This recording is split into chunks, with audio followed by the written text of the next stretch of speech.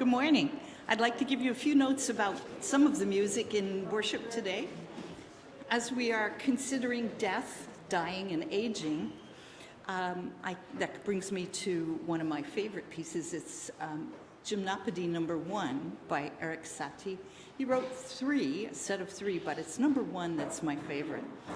Gymnopédies come to us from the ancient Greek festivals held annually in Sparta, during which young men would dance naked or unarmed, or maybe both, celebrating their entry into adulthood and their readiness for warfare. They held it each year at the beginning of July, which was the beginning of their year.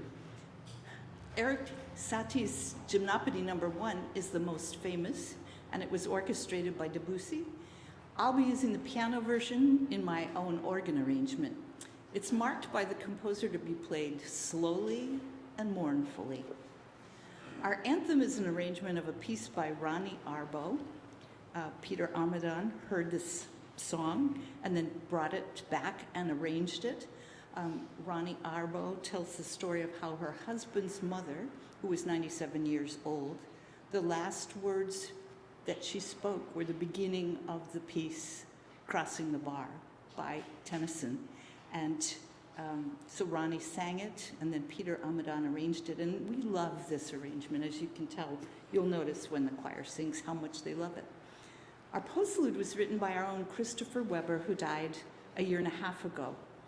He spent much of his time on Ocean Point, and he shared his music freely. He was a lawyer by trade, but he loved music. He did music every day.